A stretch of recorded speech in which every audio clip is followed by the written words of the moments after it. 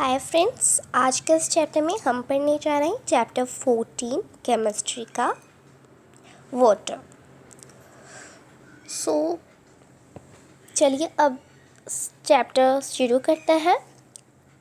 Suppose for some reason your family gets only one bucket of water every day for a week. Suppose क्या हुआ ना, आपके family को दिया जाएगा 1 bucket of water for their daily use in a 1 week. Okay, so imagine what would happen. Would you be able to cook, clean utensils, wash clothes or bath? What are the other activities you would not be able to do? What would happen if we do not have easy access to water for a long period of time? Apart from drinking, there are so many activities for which we use water. Do you have an idea about the quantity of water we use in a single day? तो क्या हुआ यहाँ पर, आप guess करो। Suppose आपके family को दिया जाएगा 1 bucket of water for the daily use of a week. So क्या आप able होगी to clean your clothes and drinking and for other activities? So इस एग्जाम्पल से आप समझ रहे होंगे कि वाटर का हमारे डेली लाइफ में क्या यूज़ है। तो ये जो आप देख रहे हैं, ये फर्स्ट वाला जो चैप्टर है ये इतना इम्पोर्टेंट नहीं है। चलिए हम सेकंड वाले चैप्टर को जाते हैं।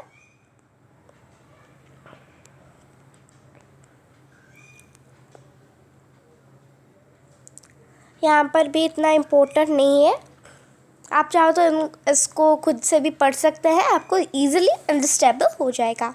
जो आपको इजीली अंडरस्टैंडेबल नहीं होगा, मैं बस आपको वही पढ़ाती हूँ। तो चलिए हम यहाँ से शुरू करते हैं। Where do we get water from? Where do you get the water that you use?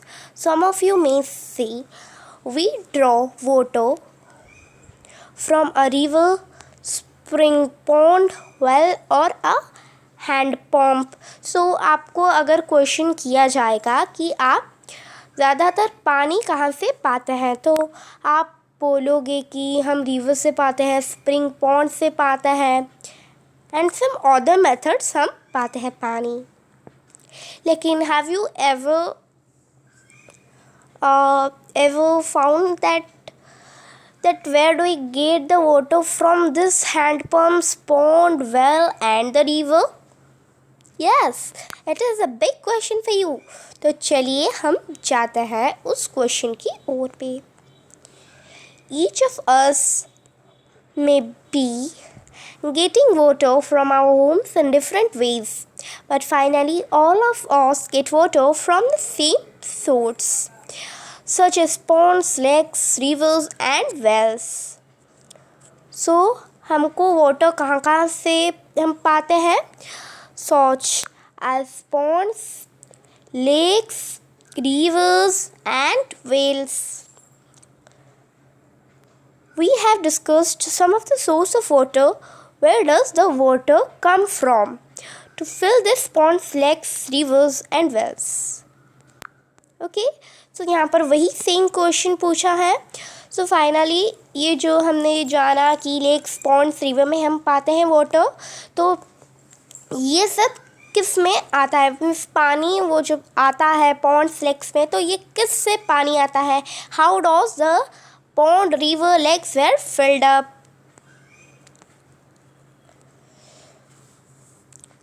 So do you know there are 2/3% of water is covered? Means earth का मेनली क्या होता है, 2/3 portion is covered with water and the rest 1/3 part is covered by land. So चलिए अब हम जाते हैं 14.3 exercise में, जो कि बहुत इम्पोर्टेंट है। की। Disappearing stick of water. आप देख रहे होंगे कि आप जब सनसेट में आपके जो कपड़े हैं वो सुखा देते हैं तो वो कुछ समय बाद ऑटोमेटिकली ड्राई हो जाते हैं। तो क्यों? क्योंकि ये जो वाटर है उनमें वो इवापोरेट होके जो आकाश में जाते हैं। तो जैसे कि आप जानते हैं आकाश वाला कोई भी चीज़ नहीं है, ये सिर्फ एक एटमॉस्फेयर है जिसमें कि जो डर्ट लेयर्स हैं वो बने हैं, जिसको कि हम आकाश कहते हैं। सो ऊपर जाके वो क्या करते हैं, ठंडा होके जब वो ऊपर जाते हैं एंड ऊपर जाने के बाद जब वो ठंडा हो जाता है, गर्म होके जब ऊपर जाते हैं तो वो बर्फ़ हो जाते हैं। क्योंकि जब ऊपर ऊपर हम जाते हैं तो एटमॉस्फेयर और भी ठंडा हो जाता है। एंड उसके बाद जब वो हीट हो जाता है, जब वो गर्म हो जाता है तो as the rain, the drops of rain में वो नीचे आते हैं। तो चलिए, इनमें से कोई भी इम्पोर्टेंट नहीं है, मैं बस जो इम्पोर्टेंस लाइन है मैं आपको पढ़ाती हूँ।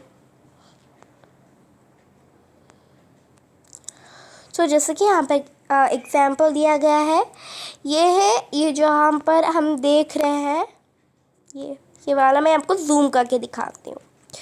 तो ये वाला जो हम देख रहे हैं, ये वाला, तो ये जो बर्फ़ है इसको हम चलो मान लेते हैं एज अ क्लाउड।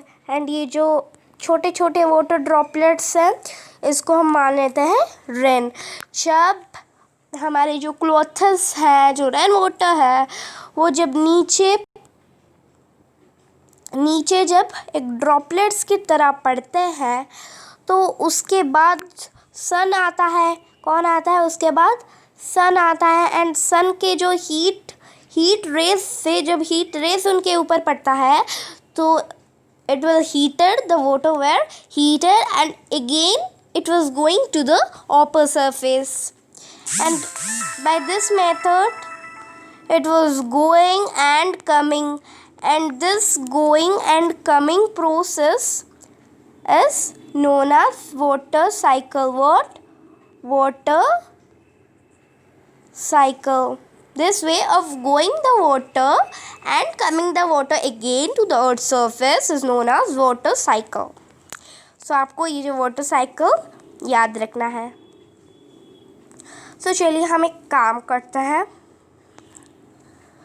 तो यहाँ पर जब एक वाटर जाता है ऊपर तो नीचे आता है, तो आप कभी सोचे हो कि उसको हम कैसे स्टोर करके रख सकें, उसको स्टोर करके कैसे रखें हम यूज़ करने के लिए? तो ये तो आप जानते ही होंगे कैसे रखें। नहीं, मेरे खातिर में तो आप जानते नहीं हैं। तो चलिए इस बारे में हम जानते हैं। तो उससे पहले आप यहाँ पर देख लीजिए, यहाँ पर एक पिक्चर दिया गया है वाटर साइकिल का। यहाँ पर पानी आ रहा है नीचे एंड यहाँ पर पानी ऊपर उठ रहा है, ठीक है। तो चलिए हम जाते हैं यहाँ पर। तो इस मेथड को जब हम पानी वर्षा होता है एंड उसके बाद हम पानी संचय करके रखते हैं एंड उसके बाद हम यूज़ करते हैं, तो उस मेथड को हम कहते हैं rain water harvesting.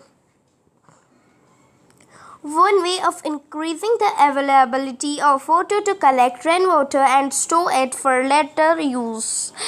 Collecting rainwater in this way is known as